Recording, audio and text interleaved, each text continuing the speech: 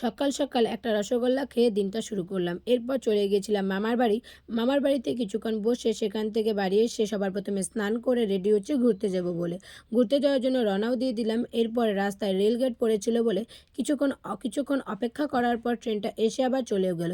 এরপর আমাদের গন্তব্যে পৌঁছে গিয়ে সবার প্রথমে টিকিটটা কেটে ভেতরে প্রবেশ করে নিলাম। এরপর দিদিরা খেজুরের রস খাবে বলছিল, তাই তারা খেজুরের রস খেয়ে নিল। এরপর সবার প্রথমে হরিণকে ভিডিও করে নিলাম। এরপর দেখে নিলাম চিতাবাঘ।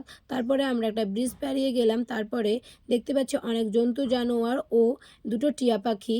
তারপরে সেখান থেকে সব কিছু দেখে আমরা বেরিয়ে এলাম। তারপরে সবার প্রথমে একটা আইসক্রিম খেয়ে নিলাম। তারপরে আমাদের কলেজে আসার উদ্দেশ্যে রওনাও দিয়ে দিলাম। কলেজে পৌঁছে কিছুক্ষণ বসে প্রিন্সিপালের সাইন নিয়ে চলে এলাম বাড়ি। বাড়ি এসে খাওয়া দাওয়া শেষ করে সন্ধ্যের দিকে ভাইগনা এখানে মোবাইলে গেম খেলছে। তারপরে আমি একটু চা খেয়ে নিলাম ও রাতের বেলা তিনজনে মিলে লুডো খেলে নিলাম।